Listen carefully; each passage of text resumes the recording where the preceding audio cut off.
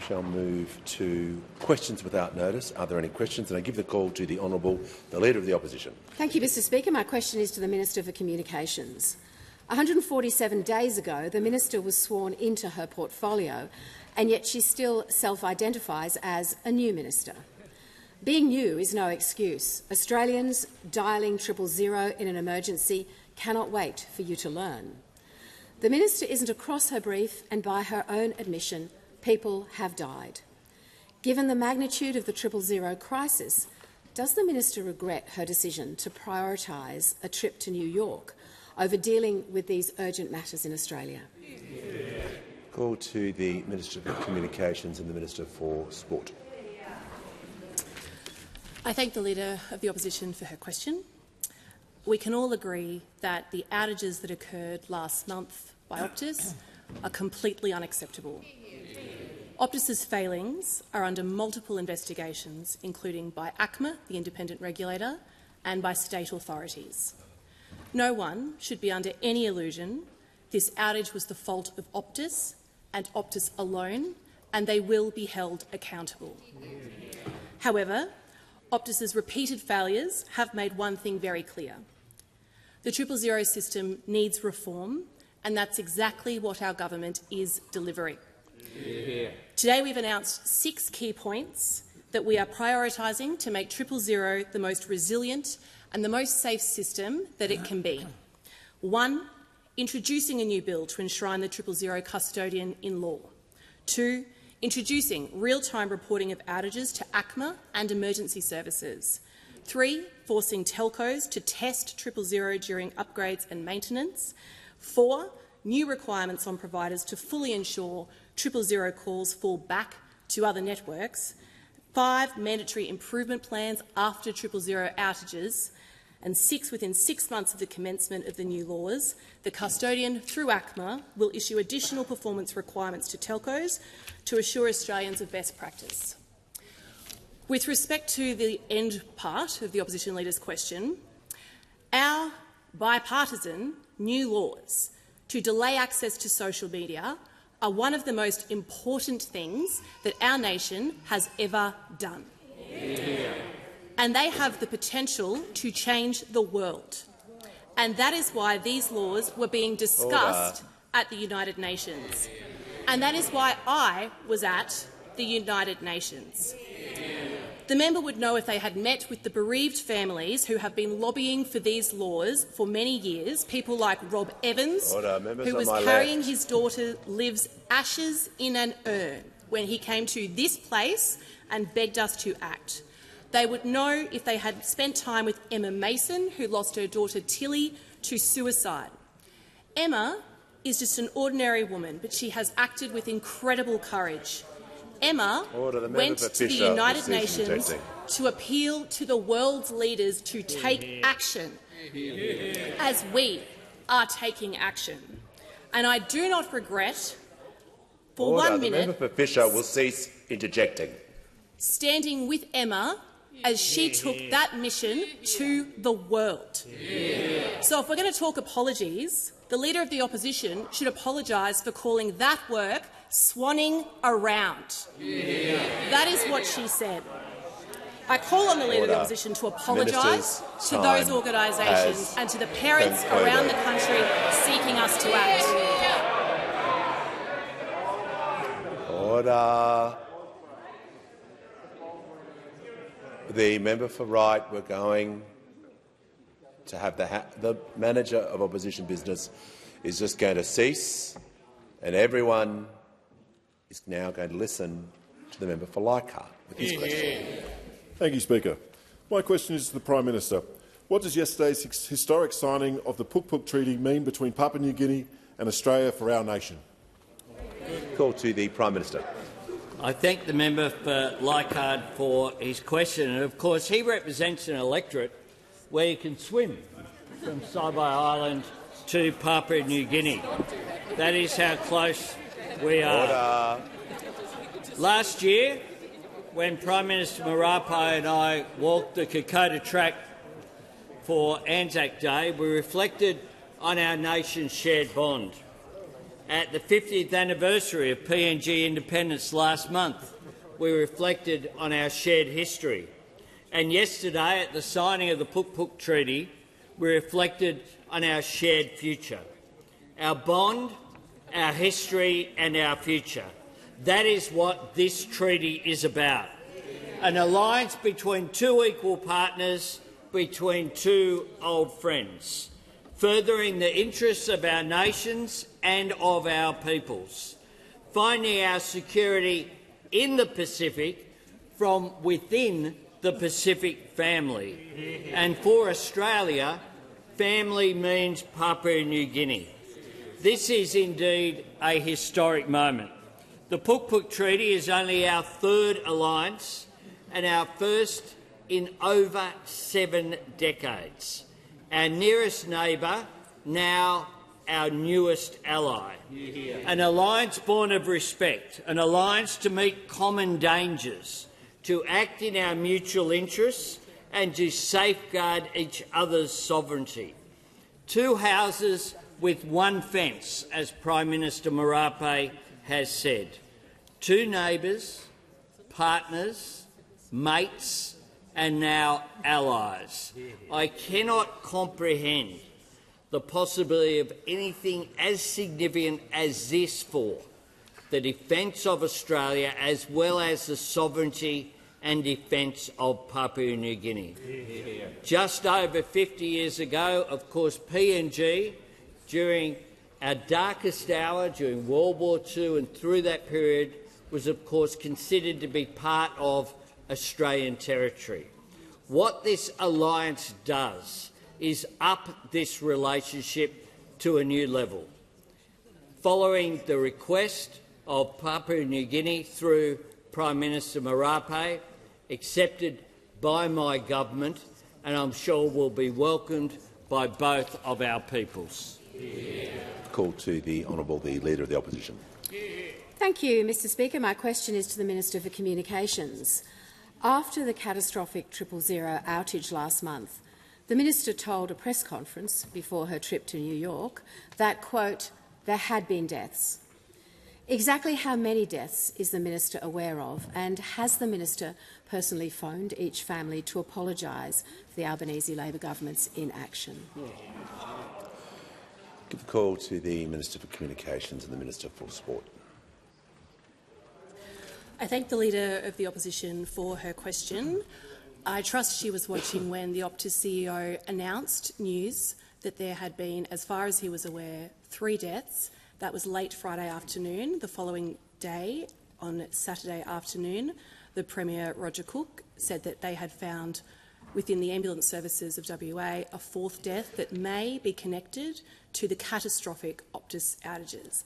And let us agree here, that is not good enough. What happened in September was not good enough.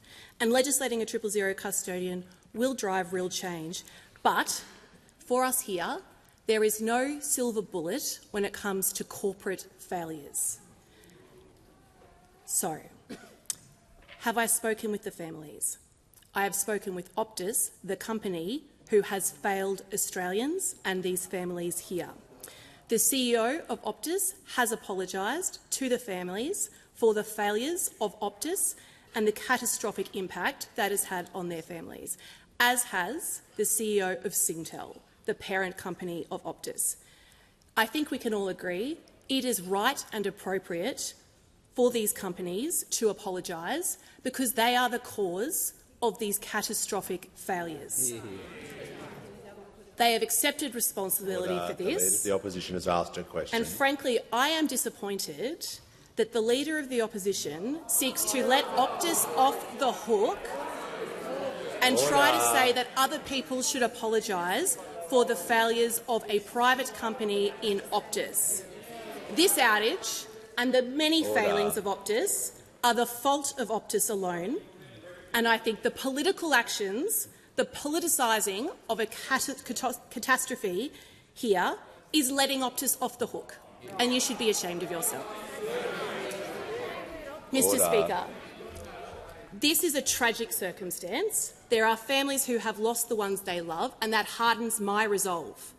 Optus is accountable, and as the minister, I will hold them to account. The independent regulator has an investigation on foot. We will await her recommendations, and Optus, I promise you, will face serious consequences for what they have done. Call to the honourable member for Solomon. Thanks, Speaker. My question is to the Deputy Prime Minister. What is the importance of the Defence Treaty between Australia and Papua New Guinea, and what impact will this have on our Australian Defence Force? Call to the Deputy Prime Minister and the Minister for Defence. I thank the member for his question and acknowledge his service. Yesterday, our Prime Minister and James Marape, the Prime Minister of Papua New Guinea, signed the Puk Puk Treaty, Article 4 of which contains a mutual defence obligation, giving it the character of an alliance, the first alliance into which our country has entered since the 1st of September 1951, when Australia signed the ANZUS Treaty 74 years ago. This means that PNG is now our third ally, along with the United States and with New Zealand. This is deeply historic, but it's also perfectly natural, because it is unthinkable that any Australian government today or in the future would regard an attack on Papua New Guinea as somehow not engaging our national interest. And indeed, on the one occasion where this has occurred in our past, we were most definitely there. Kokoda Track during the Second World War is deeply etched into our military history, and it, along with the battles of Milne Bay, Gona, Boona and so many other places, saw more than 6,500 Australian personnel make the ultimate sacrifice in the defence of that territory. And at each and every moment, Papua New Guineans stood shoulder to shoulder with Australian soldiers, emblematic of the relationship between our two peoples then and our two countries today. From PNG's point of view, this represents an unambiguous choice to see Australia as its natural security partner, a choice that we do not take for granted.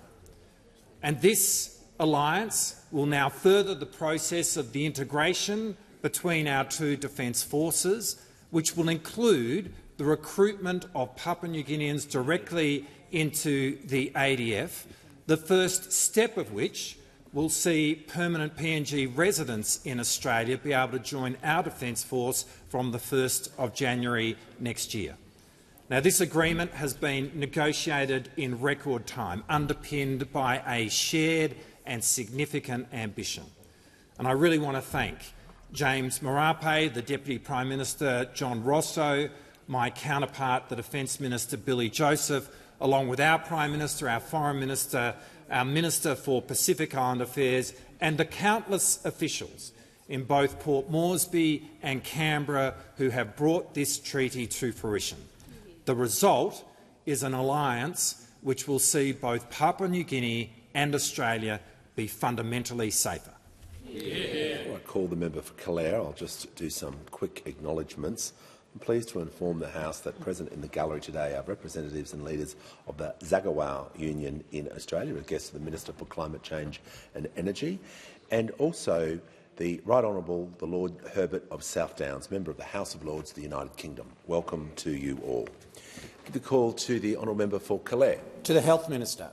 The rural doctor shortage crisis is a disgrace and a shameful indictment. The Charles Sturt University School of Rural Medicine in the central west of New South Wales is training doctors in the bush for practice in the bush, but for half a decade has been restricted by the government to only 37 Commonwealth-supported student places each year. This isn't good enough. When will your government deliver more medical student places to Charles Sturt University so it can train more country doctors that are so desperately needed? Call to the Minister for Health and the Minister for the National Disability Insurance Scheme. Thank you, Speaker. I thank the member for Calare for his question and for his persistent advocacy around improving healthcare services, not just in his community but in rural Australia more broadly. I'll come to the question of CSPs because I think he's aware that there is a tender open right now. But can I refer to the College of GPs Health of the Nation report this morning, an annual report that the College has delivered now for 9 years, I think, since the former government got rid of the Beach data set that used to track activity in general practice. It's an important contribution. And one of the highlights of this morning's report was to say that for the first time in many years, the number of GPs in a full-time equivalent sense has started to increase again. And that is a good thing for the country. It reflects determined work to make general practice more attractive for junior doctors as they consider their future career after finishing medical school. But the member does highlight the fact that there has been limited growth in medical school training places for many years now, often because of pretty determined opposition from the medical community itself, including the AMA, over the years. Over the last several years, this government has added a number of new medical schools, or is in the process of adding new medical schools, particularly outside of our major cities. James Cook University in far north Queensland, Darwin for the first time will have its own medical school. A number of other places have been added over the last several years as well. There are currently, I think, 100 Commonwealth-supported places for medical schools open for tender. And Charles Sturt University and other universities are able to apply for that. Obviously, it is a competitive process, and that will be conducted at arm's length from myself and from the Education Minister. We have asked in the tender, as I understand it, for universities to indicate a particular focus on general practice, because although we want to see doctors more broadly come into the system, we are prioritising an increase in general practice above all things else, because we know that a well-functioning general practice scheme is utterly central to a well-functioning healthcare system. So I welcome the question. Obviously, I can't comment on the tender, which is open right now, but more doctors, more bulk billing, more urgent care and even cheaper medicines are the 4 key pillars of our strengthening Medicare agenda. Call to the member for Boothby. Thank you, Mr Speaker. My question is to the Minister for Pacific Island Affairs. How will the historic agreement between Australia and Papua New Guinea contribute to building a peaceful, stable and prosperous region? Give a call to the Minister for Defence Industry and the Minister for Pacific Island Affairs. Thank you, Speaker, and I thank the member for her question and strong interest in foreign policy. Last month, the Prime Minister, the Deputy Prime Minister and I travelled to Papua New Guinea to commemorate the 50th anniversary of PNG's independence. We celebrated our shared history, values and our enduring bonds. And our relationship with PNG is special. We've achieved so much together in recent years, from our bilateral security agreement to the PNG National Rugby League team. And yesterday, the 2 Prime Ministers signed the Puk Puk Treaty, establishing Australia's 3rd ever alliance and the first one in 74 years, and PNG's first ever. As the Prime Minister said, 4 kilometres separates our 2 nations. And as Prime Minister Marape said, in this very chamber, we are joined at the hip.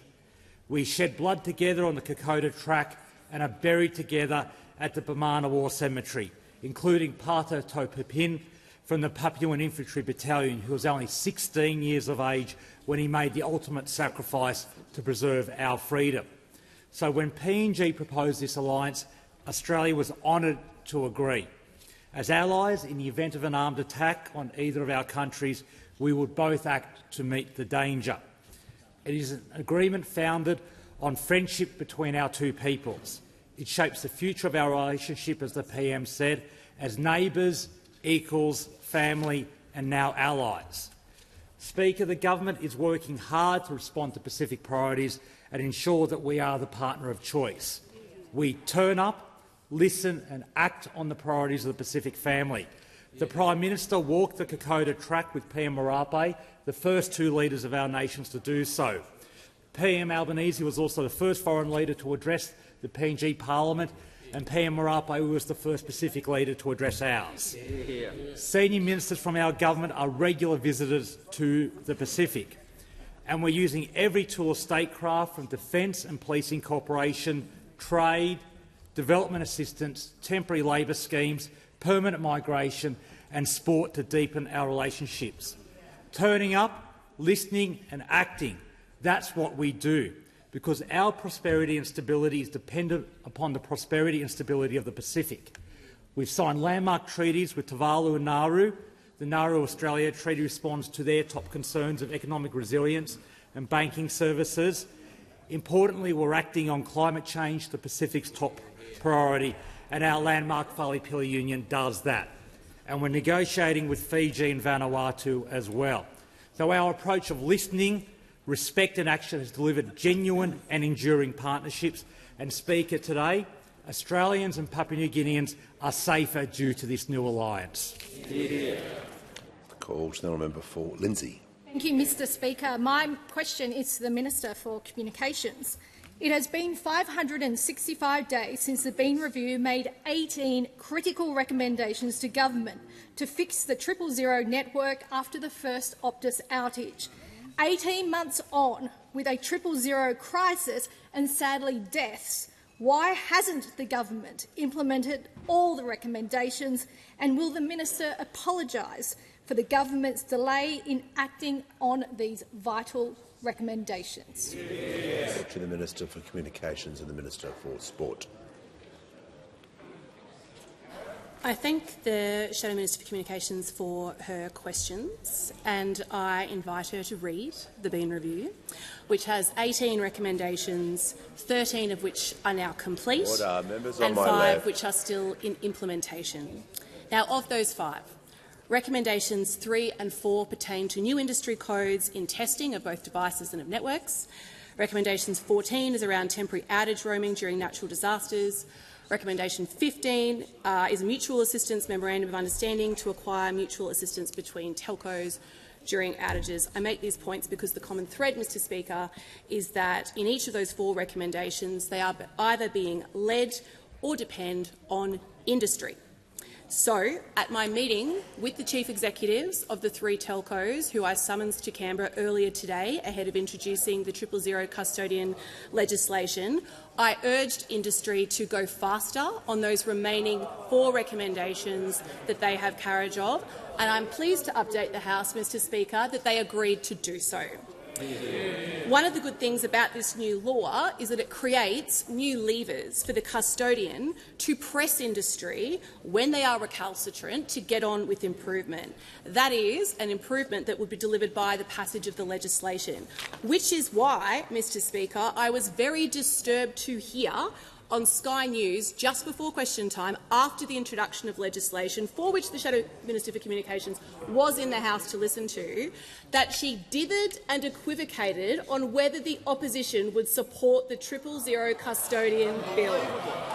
This is a Shadow Minister who is on record criticising me for not going faster when presented with the opportunity to support the bill, dithered and equivocated over whether the opposition would support it. Our role here is to build confidence in the 000 system. I have been working fast as I can to bring this legislation to this place. The question in the legislation, Mr Speaker, is very simple, and it should not be difficult for the opposition to answer. The question is, do you support a stronger custodian for 000? And if the answer is yes, and if you want to be useful, then stop politicising this crisis and support the bill. Order. The member for Page is now warned. Make a note of that.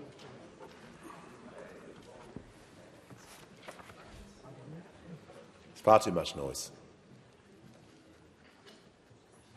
We'll hear from the member for Bean.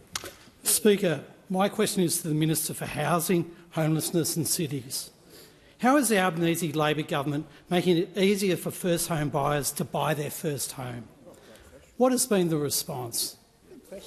Call to the Minister. Give a call to the Minister for Housing, the Minister for Homelessness and the Minister for Cities. Thank you so much, Mr Speaker, and I really want to thank the member for Bean for his question. He's a really big advocate for us building more homes around the country, and he often talks to me about the really significant housing challenges that are facing his Canberra community. Speaker, he's got constituents that are working hard, they're doing everything right, and yet still they cannot afford to buy a home in our great country. Now, Speaker, it is too hard to build a home in our country and it is too hard to buy a home in our country, and that is because we have a housing system that's been in desperate need of reform for 40 years. Speaker, our government is turning that moment of national challenge into a moment of national change. And just in the last 2 weeks, you've seen our government deliver on a couple of really important The minister will pause. The member for Page, about a minute and a half ago, was warned, has ignored that, has interjected, so you'll leave the chamber under 94A.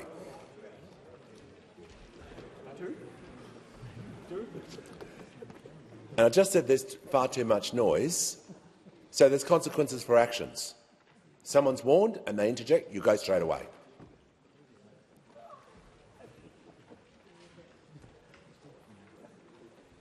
Minister in continuation.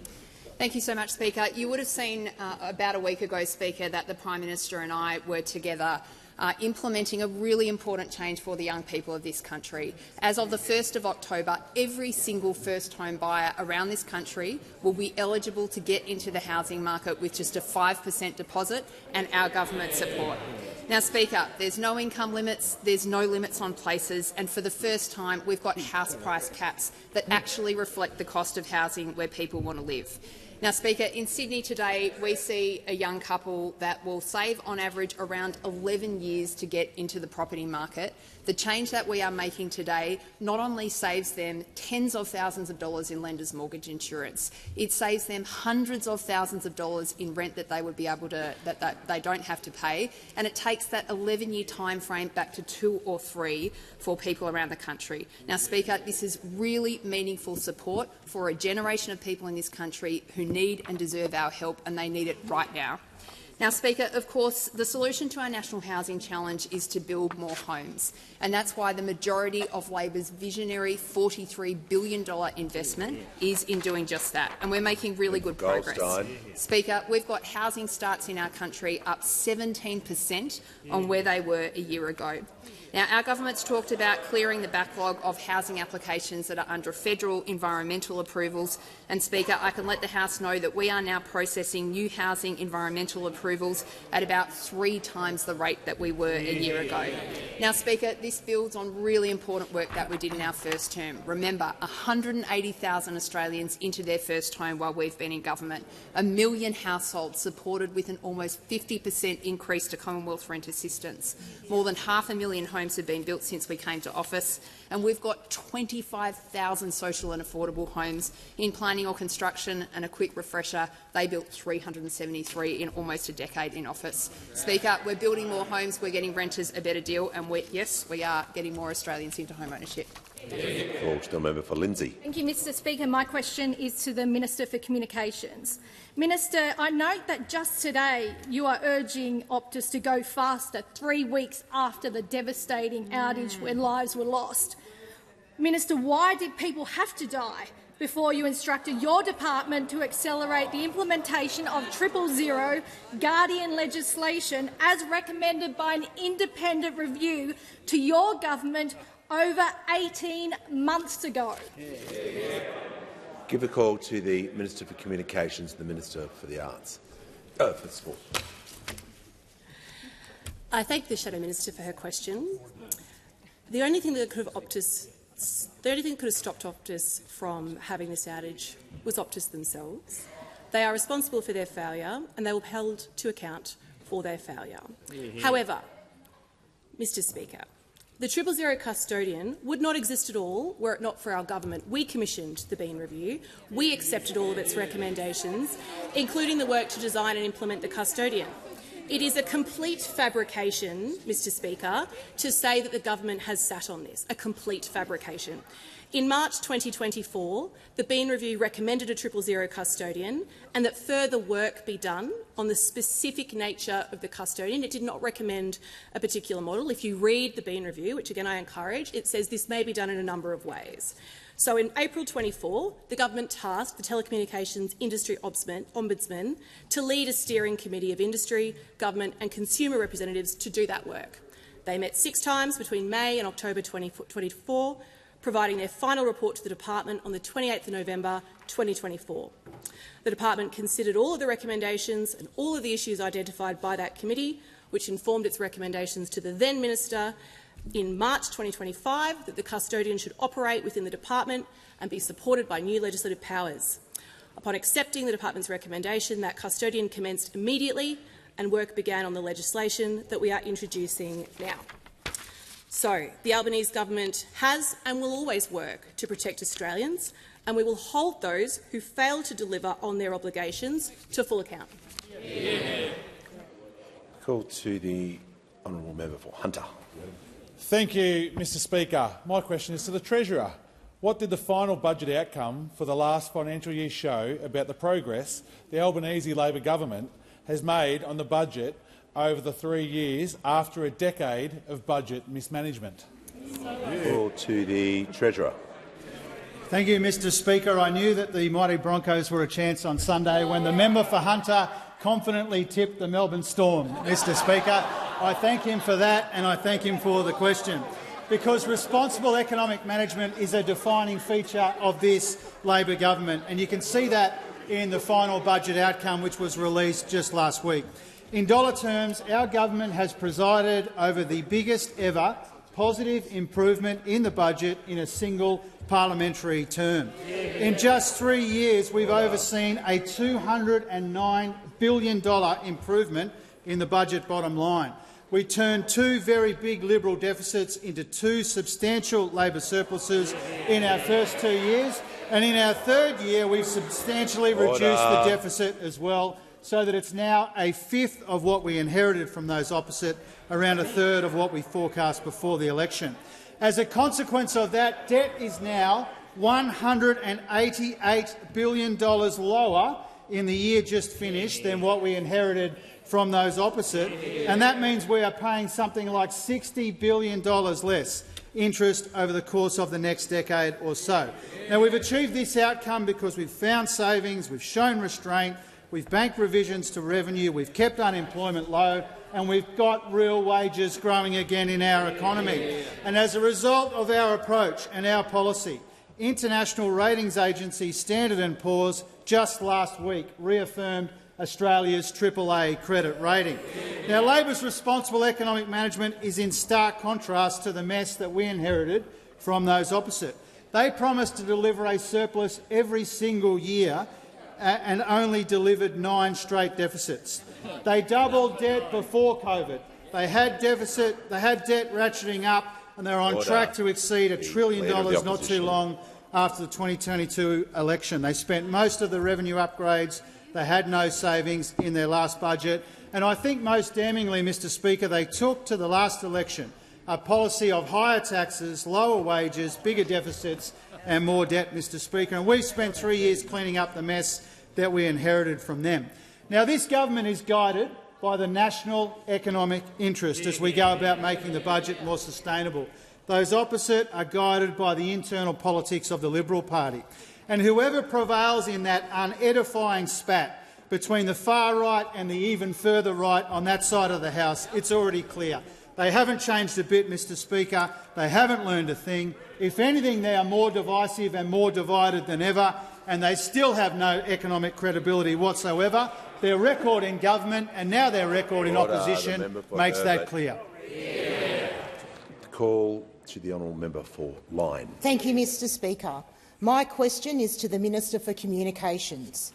How many 000 outages have occurred since you became the Minister responsible for communications? Call to the Minister for Communications and the Minister for Sport. I thank the member for her question. I also encourage her to read the Bean Review, because if you did, you would read the disturbing fact that until our government acted, Australian telcos were not legally required to report outages. Not required at all. That's what happened under your side of the fence. Order. We have already put in place changes which will be further strengthened on 1st of November when the new ACMA determination commissioned by my predecessor takes effect. It will mean telcos must immediately share information relating to outages with relevant emergency service organisations such as police, fire and ambulance. Order. Order. The Manager of Opposition Business. When the House comes to order.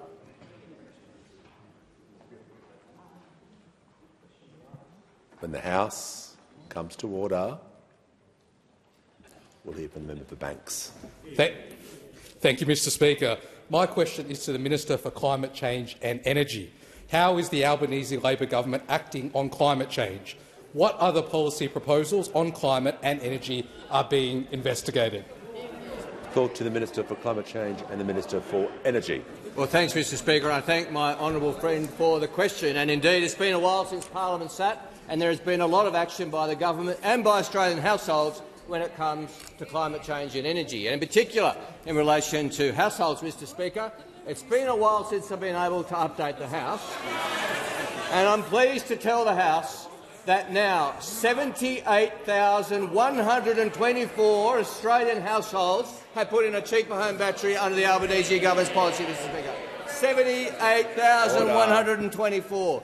And this is part of a trend, Mr Speaker. I'm also pleased to inform the House of recent figures which show that last month was the first month in Australian history where more energy in the main grid came from renewables than coal. We see that as a good step forward. Those opposite are probably upset about it, Mr Speaker. And of course, this is all encouraging and in building momentum for the emissions reductions target of 62 to 70, which this government laid out during the parliamentary break, Mr Speaker. Now, this is the government getting on with it and the Australian people getting on with it, because that's what the Australian people told us to do on May the 3rd.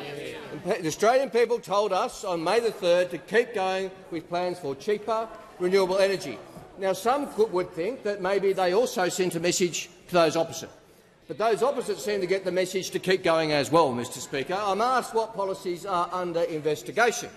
Now, the opposition went to the last election with a nuclear policy, which the Australian people did cast judgment on. Might come as a surprise to the member for New England, and it might come as a surprise that it didn't go well, considering the quality of the campaign. The member for Fairfax travelled the world talking about nuclear energy, and he put videos out about that. My personal favourite was what we can learn from Hiroshima, Mr Speaker, when it came to him selling nuclear energy. But the current Shadow Minister continues in the same vein. He spent the last couple of weeks in the United States. Good on him, fair enough. He put up an 8-minute video on YouTube about his trip, Mr Speaker. I watched it so that you don't have to. You're welcome. And having watched that video, we can tell some things. He did not visit any small modular reactors, advanced modular reactors or micro-reactors, perhaps due to the small technical detail that none exist, Mr Speaker. There were none to see, but he did go to the National Laboratory in Idaho. What his video didn't tell us is that that was the site for the NuScale small modular reactor, which was cancelled last year because it was so expensive and because no one would buy the power from it because the power was so expensive. That was the small modular reactor that the member for Fairfax had as the image on his website. It's time to talk nuclear, Mr Speaker. There is no nuclear renaissance. There is just a renaissance of silly ideas from the opposition.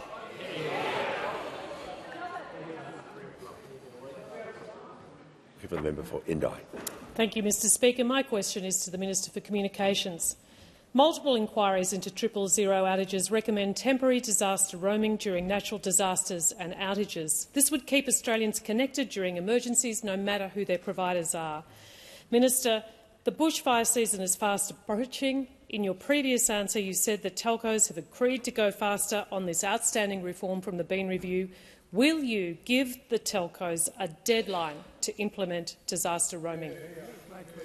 Call to the Minister for Communications and the Minister for Sport. I thank the member for Indi for her question, and I acknowledge her ongoing interest and passion for improving regional telecommunications. The government accepted, absolutely, and agreed in principle with recommendation 14 of the Bean Review, which recommended that work currently being undertaken on roaming during natural disasters should be followed by work on temporary roaming during outages caused by other events, though acknowledged the industry had identified some technical feasibility issues. I'm advised that the industry is developing a temporary disaster roaming capability. It's drafting a memorandum of understanding to support this development. And let me be clear, it is my expectation that industry will make that work. Subject to the outcomes of that work, my department will examine the extent to which roaming could be available during other outage events, as recommended in the Bean Review. I would also highlight the government's commitment to the Universal Outdoor Mobile Obligation, which will enable for the first time baseline outdoor mobile connectivity across Australia, and this will provide another level of redundancy during outages of all kinds. And with respect to the second half of your question, I will say that was absolutely the subject of much of the discussion of the Minister for Emergency Management and myself when we met with the 3 CEOs of the telcos in my office earlier today. We also asked NEMA to attend, and NEMA and the Minister for Emergency Management spoke to the particular perils of the natural disaster season, the particular matters that were outstanding, and we all committed to get back together again and to do a simulation drill in a couple of weeks to stress test where this system is not currently working for people, particularly in places like regional Australia. You would know, of course, the Minister for Emergency Management is always thinking front of mind about regional Australians, and I reassure you that we are sincere in that work and that work will continue. Call to the member for Paterson. Thanks, Mr Speaker. My question is to the Minister for Agriculture, Fisheries and Forestry. How will the free trade agreement with the United Arab Emirates expand opportunities for our farmers and producers? How do regional communities benefit from this improvement to Australia's standing and our trade relationships? Give a call to the Minister for Agriculture, Fisheries and Forestry. Thank you, Mr Speaker, and I do want to thank the member for Paterson for her ongoing interest in agriculture and producers in her local electorate. She's also, of course, been chair of the Primary Industries Committee of the House and done some excellent work in regards to a food security strategy. But since coming to government, Mr Speaker, we have worked very hard to diversify our trade and unlock opportunities for our farmers and our producers, because we know that better market access is good for our farmers, but it's also great for our regional communities and it's good for regional jobs, Mr Speaker, something our farmers and producers, particularly in the member for Paterson's electorate, will know well. We've restored Australia's place in the world.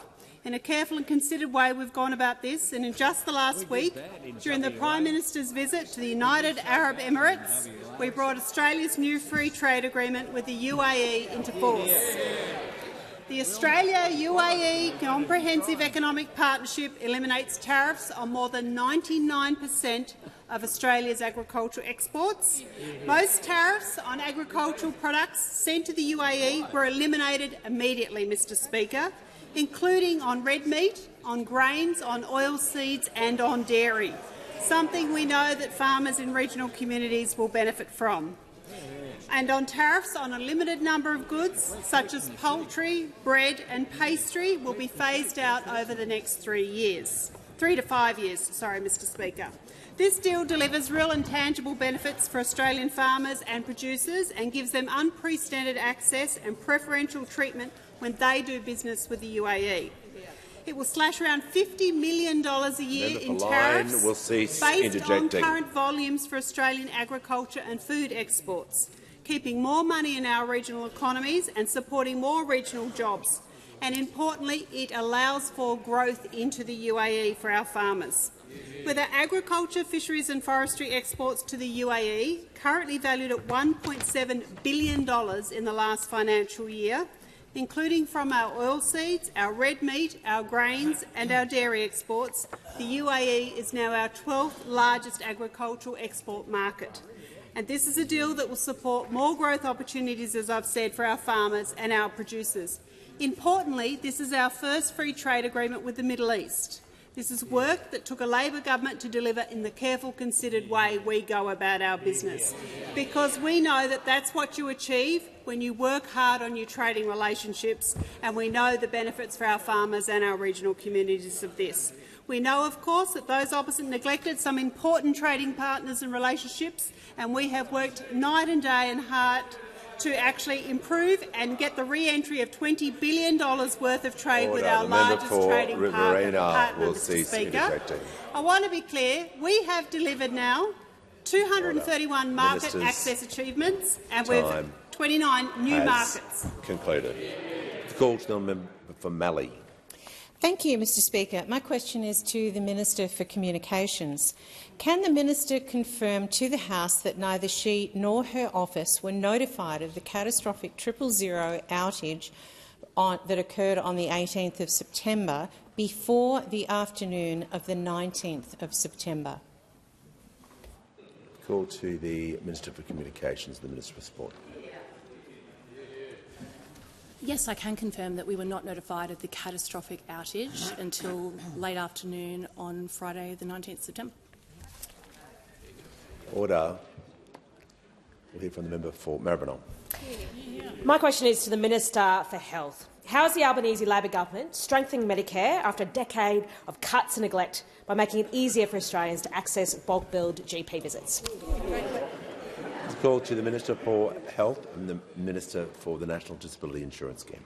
Thank you, Speaker. And I thank the member for Maribyrnong for her question. She is, as you know, Speaker, a qualified psychologist and adds her name to this long list of health professionals on this side of the House. We have nurses, we have doctors, we have psychologists, we have the first female pharmacist ever elected to the parliament, just to name a few, Mr Speaker.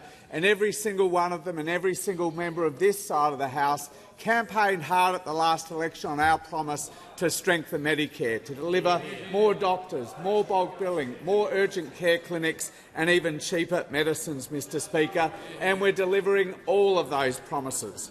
Today's annual Health of the Nation report, as I said to the member for Clare in response to his question, confirms that for the first time in many years, not only is the headcount of GPs increasing in this country, but the more important measure of full-time equivalent GPs has increased in the last 12 months for the first time in years, Mr Speaker. And, Mr Speaker, more are coming.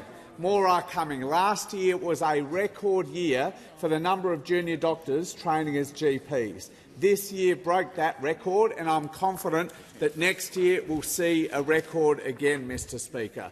And to the member's question, we're also delivering on our promise around bulk billing. Since we tripled the bulk billing incentive for concession card holders and children a little less than 2 years ago, Mr Speaker, there have been almost 1.9 million additional free visits to the GP in the member state of Victoria alone, Mr Speaker. The bulk billing rate for those 11 million Australians is now comfortably over 90% again, Mr Speaker.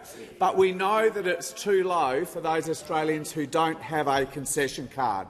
And that's why in around 3 weeks' time, for the first time ever, we will extend bulk billing support to every single Australian patient, and we'll pay a bonus incentive to those general practices who agree to bulk bill every single one of their patients, Mr Speaker. Now, last week the member and I visited the Moonee Ponds Super Clinic, one of 5 clinics operated by the Yarra Medical Group. Right now they're mixed billing practices. They charge a gap to all of their patients who don't have a concession card, Mr Speaker.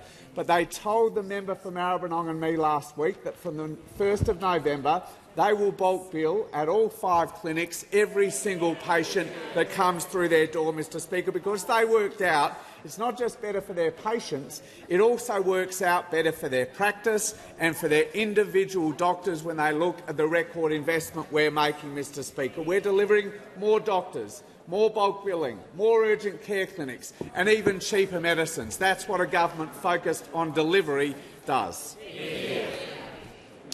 Call to the honourable member for Kennedy. Treasurer, we praise the Prime Minister for completion of the Great Inland Highway. But now disaster, a closure of copper by Glencore and phosphate by Dyno Nobel.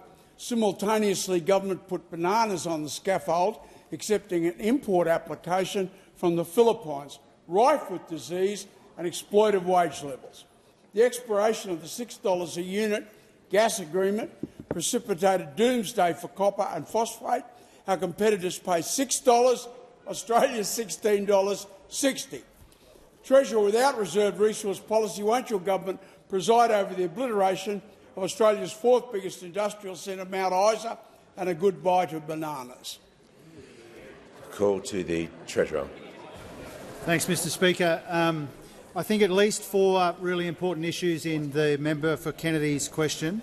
I'll try and touch on all of them. First of all, on bananas, I wanted to assure him that the government will not compromise on biosecurity when it comes to banana imports. On the 16th of September, the department advised it's undertaking a science and evidence-based assessment of a request from the Philippines. There's no predetermined outcome of that process. It's important to note that this notification doesn't signal that trade will commence or is imminent. As the Prime Minister, the Minister for Agriculture and other senior members of the government have said, we won't compromise on biosecurity, and our enviable biosecurity status is not up for negotiation. The second one was about our investment as a government in regional infrastructure, particularly in the member for Kennedy's part of the world in Queensland. We're very proud of that investment. Thank you for acknowledging it. Thirdly, when it comes to the gas market, I know that the Resources Minister and the Energy Minister are working very closely with the Cabinet on the various processes we have underway when it comes to the future of gas policy in our country. Mr Speaker, I was also asked about the very concerning developments in North Queensland and North West Queensland when it comes to the smelters, Mr Speaker. And I wanted to acknowledge from the outset that the workers, their families, the broader community, the local economy of that part of our country is front of mind. It is about 600 jobs at Mount Isa and Townsville. It is about 500 more at Dyno Nobel, Phosphate Hill, that would go if the smelter closes. But it's bigger than that. It's about the broader industrial capabilities of our country and that really important region, as the Prime Minister has said when he was asked about this recently. That's why Minister Ayres has been doing a heap of work with the Queensland Government and Glencore to try and find a solution here. I thank particularly Minister Ayres for the way that he's gone about that, working closely with the Queensland Government. Good progress has been made and more will be said about that before long by Minister Ayres, and I don't intend to preempt that. The government's approach is to do what we responsibly can to ensure that Australia is an export powerhouse for decades to come. The Mount Isa copper smelter is a nationally significant asset, a significant facility for regional Queensland's industrial capability, and that has driven our efforts right throughout this process. It's also what drives our Future Made in Australia agenda, making sure that our workers and businesses and regions are beneficiaries of all of this churn and change that we're seeing in the world. And that's why we're doing whatever we responsibly can to get a good outcome for the workers and families, communities and businesses that the member for Kennedy represents, and we hope to have more to say about that soon. Call to the honourable member for Melbourne. Thank you, Speaker. My question is to the Minister for Employment and Workplace Relations. How is the Albanese Labor government delivering for Australian workers and easing cost of living pressures?